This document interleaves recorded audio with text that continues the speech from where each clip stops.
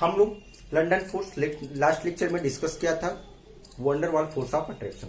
Wonder Waals force of attraction में हमने 3 types के फोर्स ऑफ अट्रैक्शन की स्टडी किया था, जिसमें से हमारा फर्स्ट पॉइंट था dipole dipole intermolecular force of attraction. Second point था dipole induced intermolecular force of attraction and last point था कि induced dipole intermolecular force of attraction. आइए हम थोड़ा सा उसको रिकॉल करते हैं, उसके बाद हम आगे अपने पॉइंट्स को बढ़ाते हैं। जैसा हमने लास्ट टॉपिक में डिस्कशन किया था कि डायपोल डायपोल क्या होते हैं। Dipole dipole intermolecular force of attraction. Dipole में ऐसे मॉलिक्यूल्स जहां पे दो पोलर मॉलिक्यूल्स के बीच फोर्स ऑफ अट्रैक्शन लगता था, दो पोलर मॉलिक्यूल्स के बीच जो बॉन्ड बनता था, उसको हम लोग dipole dipole intermolecular force of attraction के नाम से जानते थे। सेकंड हमारा पॉइंट था हम लोग डायपोल इंड्यूस्ड डायपोल पढ़े थे। इसमें क्या था, एक पोलर मॉलिक्यूल था और दूसरा हमारा क्या था, नॉन पोलर मॉलिक्यूल। जब एक पोलर मॉलिक्यूल और नॉन पोलर मॉलिक्यूल्स के बीच जो बॉन्ड बनता है उसे हम डायपोल और induced dipole intermolecular force of attraction के नाम से जानते हैं। और लास्ट हमारा था कि induced dipole and induced dipole intermolecular force of attraction. इसमें हमने क्या पढ़ा था कि दो नॉन पोलर मॉलिक्यूल्स के बीच जो फोर्स ऑफ अट्रैक्शन लगता है उसे हम क्या कहते हैं, induced dipole and induced dipole intermolecular force of attraction. इसमें हमने आपको पोलर मॉलिक्यूल हमने आपको एग्जांपल दिया था HCl एंड HCl, दूसरा हमने दिया था HCl एंड Cl2, और इसमें हमने आपसे कहा था Cl2 एंड Cl2। ये सब क्या है, एग्जांपल्स हैं इसके। आज हम इन तीनों फोर्स को मिला के इन लोगों को कंबाइंड फॉर्म में किस नाम से जानते हैं, wonder Waals force of attraction.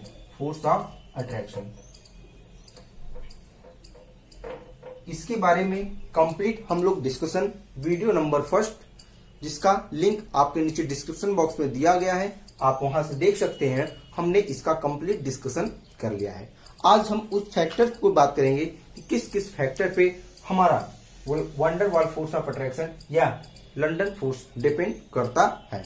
आइए हम उसमें फर्स्ट पॉइंट की बात करते हैं, मॉलिक्यूलर मासेस या बात करें या मोलर मासेस, इस पे कैसे डिपेंड करता है, हम उसकी डिस्कशन अगर हम बात करें। पहला इसका मॉलिक्यूलर मासेस या मोलर मासेस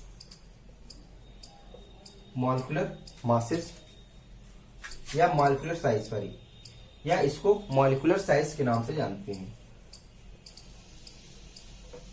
अब देखिए, अगर हम बात करें किसकी, लंदन फोर्सेस में जो मॉलिक्यूलर मास और मॉलिक्यूलर साइज होते हैं वो डायरेक्टली प्रोपोर्शनल होते हैं। तो हम कह सकते हैं हमारा जो लंदन फोर्सेस होता है, London forces directly proportional to molar masses या molecular masses.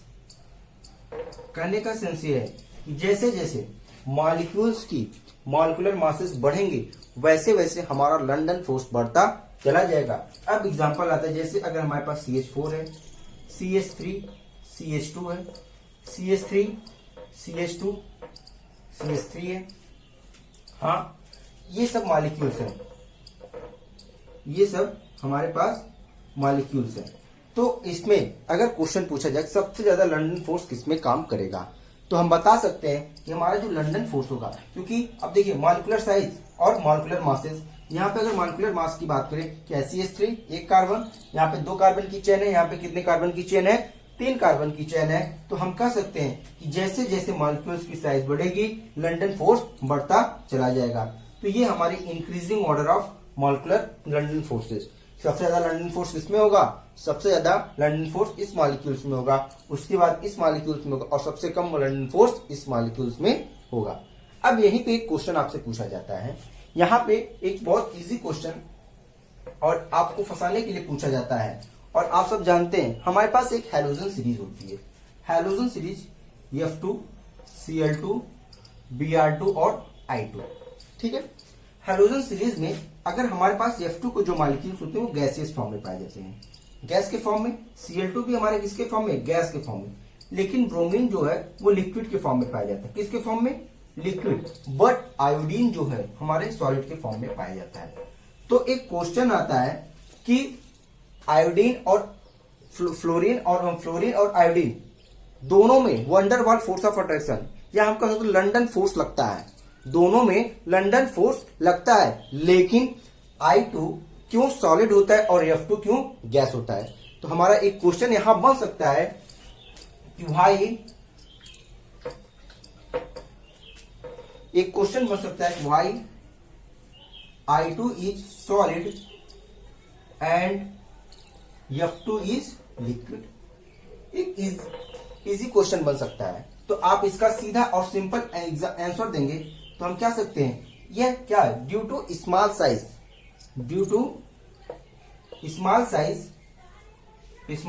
Of F2 fluorine, it is difficult to polarised,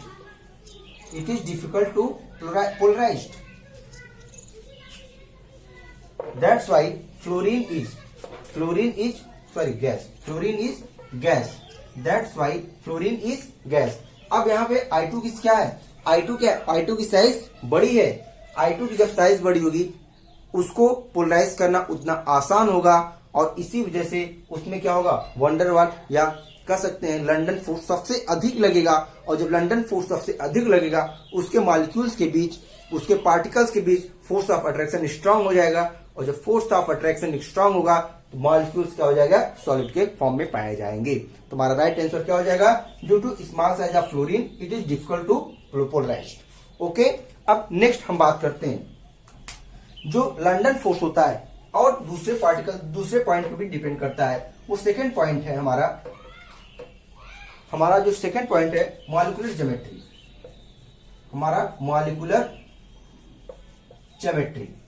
molecular geometry पे कैसे डिपेंड करता है, हम कर सकते हैं जो लंडन फोर्सेस होता है, London forces directly proportional to surface area. कहने का मतलब सरफेस एरिया बढ़ेगा तो लंडन फोर्स क्या होगा, बढ़ेगा।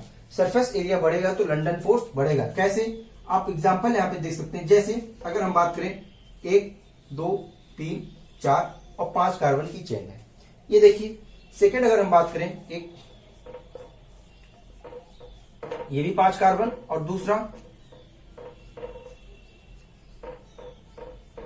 ये देखिए, ये कार्बन की चेन है। अब अगर हम बात करें कि सबसे ज्यादा लंडन फोर्स कहां पे काम करेगा, अगर यहां पे देखिए 5 कार्बन की चेन है और पांचों क्या स्ट्रेट लाइन में है, तो यहाँ पे सरफेस एरिया सबसे ज्यादा कंज्यूम किया गया है। यहाँ पे सरफेस एरिया सबसे ज्यादा कंज्यूम है, उससे कम सरफेस एरिया यहाँ पे, और उससे कम सरफेस एरिया यहाँ पे, और सबसे कम सरफेस एरिया यहाँ पे, सबसे कम सरफेस एरिया यहाँ पे कंज्यूम किया गया। तो हमारा ऑर्डर क्या हो जाएगा, हमारा ऑर्डर सबसे ज्यादा सरफेस एरिया इसका है तो सबसे ज्यादा लंडन फोर्स यहाँ पे लगेगा, उससे कम लंडन फोर्स यहाँ पे लगेगा, और उससे कम लंडन फोर्स यहाँ पे लगेगा। तो as surface area decreases London force decreases. ये रहे कुछ इंपॉर्टेंट पॉइंट्स हमारे लंडन फोर्स के। आज हम अपना पॉइंट नंबर 4 का डिस्कशन करेंगे। हमारा पॉइंट नंबर 4 क्या है कि ion dipole intermolecular force of attraction. अब ये ion dipole intermolecular force of attraction क्या होता है, आइए हम इस पॉइंट पे डिस्कस करते हैं। अब देखिए आज का हमारा पॉइंट क्या है, ion dipole intermolecular force of attraction.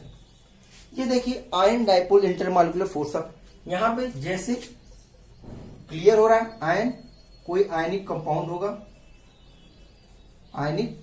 होगा या मॉलिक्यूल्स होंगे, और डायपोल का मतलब उसके बाद क्या होगा, कोई पोलर मॉलिक्यूल होंगे। उनके बीच कोई भी आयनिक कंपाउंड्स और पोलर मॉलिक्यूल्स के बीच जो फोर्स ऑफ अट्रैक्शन एग्जिस्ट करेगा उसे हम कहेंगे ion dipole intermolecular force of attraction. अब एग्जाम्पल की बात करें, अगर हम एग्जाम्पल की बात करें तो देखिए आयनिक कंपाउंड, कोई भी आयनिक कंपाउंड ले लेते हैं। जैसे अगर हम यहाँ पे किसकी बात करते हैं, वाटर की, हम किसकी बात करते हैं, वाटर। वाटर एक आयनिक कंपाउंड है। ये देखिए partial positive negative and partial positive and partial positive, ये देखिए आयनिक कंपाउंड है। अब देखिए सॉरी, एक पोलर, वाटर क्या है, एक पोलर कंपाउंड है। एक आयनिक कंपाउंड की बात करते हैं। आयनिक कंपाउंड जैसे अगर हम बात करते हैं NaCl को, NaCl को आप मालूम है जब डिसोसिएट होगा, NaCl जब डिसोसिएट होगा तो किसके फॉर्म में जाएगा, Na plus and Cl minus. ये अपने एक्वस फॉर्म में होंगे, ये अपने एक्वस फॉर्म में होंगे। ये देखिए आयनिक कंपाउंड डिसोसिएट हुआ NaCl, Na plus Cl minus. यहाँ पे देखिए दो आयन हमको प्रिपेयर हो गए। अब देखिए पोलर मॉलिक्यूल्स, अगर हम क्या ले लें, वाटर ले लें। अगर हम वाटर ले लें तो वाटर देखिए हमने बताया था आपको एक पोलर मॉलिक्यूल है जिसके पास पार्शियल नेगेटिव हाइड्रोजन व partial positive and partial positive. अब आप जानते हैं NaCl साल्ट होते हैं।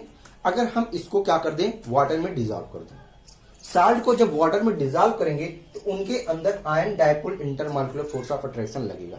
उनके अंदर ion dipole intermolecular force of attraction लगेगा। कैसे, ये देखिए अगर यहाँ पे NaCl Na प्लस और Cl माइनस के फॉर्म में टू ब्रेक हो गया, तो अगर यहाँ पे Na के मॉलिक्यूल देखेंगे, Na के जो आयन होंगे, ये देखिए Na प्लस, इसको कौन अट्रैक्ट करेगा, ऑक्सीजन अट्रैक्ट करेगा विथ निगेटिव चार्ज।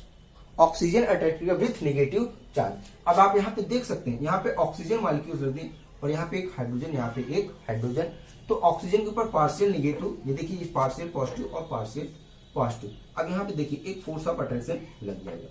यहाँ पे क्या होगा, एक फोर्स ऑफ अट्रैक्शन इन दोनों के बीच लगेगा।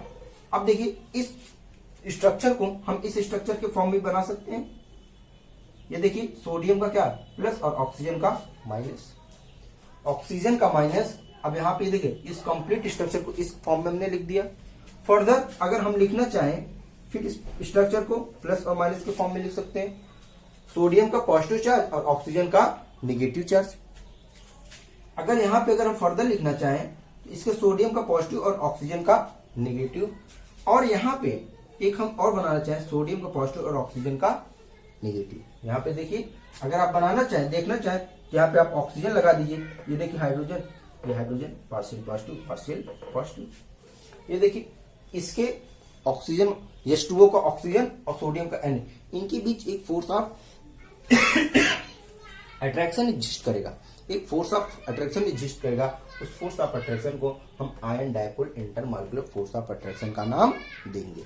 ओके, उसी प्रकार अगर हम बात करें क्लोरीन मॉलिक्यूल Cl माइनस है, ये क्या है, Cl माइनस है, इसको कौन अट्रैक्ट करेगा, इसके हाइड्रोजन के जो एटम होंगे उनको वो अट्रैक्ट करेंगे। यहाँ पे देखिए तो हम लिख सकते हैं ये क्लोरीन का माइनस यहाँ पे डाल दें और ये हाइड्रोजन का प्लस। ये देखिए इसका माइनस इसके प्लस को अट्रैक्ट करेगा। अब देखिए इसका माइनस इसका प्लस अट्रैक्ट करेगा, इसका माइनस इसका प्लस अट्रैक्ट करेगा, इसका माइनस इसका प्लस अट्रैक्ट करेगा, इसका माइनस इसका प्लस, इसका माइनस और इसका प्लस। ये देखिए एक माइनस आयंस को, ये देखिए ये आयन और पोलर डाइपोल पोलर मॉलिक्यूल्स के बीच जो फोर्स ऑफ अट्रैक्शन लगेगा उसे ion dipole intermolecular force of attraction के नाम से जानेंगे। ओके, तो ion dipole intermolecular force of attraction क्या होता है, ऐसा फोर्स ऑफ अट्रैक्शन आपका the force of attraction exist in between the ionic compounds and in between ions and polar molecules is known as ion dipole intermolecular force of attraction. Okay, आइए हम अपने next topic पे पहुंचते हैं जो हमारा next topic है ion induced intermolecular force of attraction. ये क्या होते हैं, अब इसमें देखिए इंड्यूस्ड आ गया। इंड्यूस मतलब यहाँ पे फिर हम कोई भी नॉन पोलर मॉलिक्यूल्स को क्या करेंगे, पोलराइज्ड करेंगे। किसी भी नॉन पोलर मॉलिक्यूल्स को पोलराइज करेंगे किसके थ्रू, आयन के थ्रू। तो हमारा हेडिंग क्या होगा, ion induced intermolecular force of attraction. Ion induced intermolecular force of attraction ये क्या होता है, आइए इस पर थोड़ा सा डिस्कशन करते हैं। देखिए जैसा नाम से क्लियर हो रहा है, यहाँ पे क्या है, कोई आयन से जो induced dipole induced dipole. Induced dipole मतलब कोई पोलर नॉन पोलर मॉलिक्यूल है, कोई नॉन पोलर मॉलिक्यूल है जो आयंस की वजह से पोलराइज्ड होगा, जो आयंस की वजह से पोलराइज्ड होगा। तो हम इसका डिफिनेशन लिख सकते हैं कि the force of attraction exist in between ion and non polar molecules. The force of attraction exists in between ions and non-polar molecules is known as ion induced dipole intermolecular force of attraction। या इसका एक definition और लिख सकते हैं कि the bond which is formed due to polarization of ionic due to polarization of non-polar molecules with ionic molecule is known as ion induced intermolecular force of attraction। Okay, अब आइए इसके एग्जांपल की अगर हम बात करें तो इसका एग्जांपल क्या हो जाएगा। जैसे अगर हम कोई एग्जांपल ले लें, जैसे NO3 minus and Br2, NO3 minus and Br2। अब देखिए इन दोनों मॉलिक्यूल्स के बीच ये एक क्या है, आयंस हो गया, ये क्या होगा, एक आयनिक कंपाउंड हो गया, ये कोई आयनिक कंपाउंड हो गया, और ये क्या हो गया हमारा नॉन पोलर कंपाउंड हो गया, नॉन पोलर मॉलिक्यूल हो गया, ये क्या हो गया हमारा नॉन पोलर मॉलिक्यूल। अब देखिए ये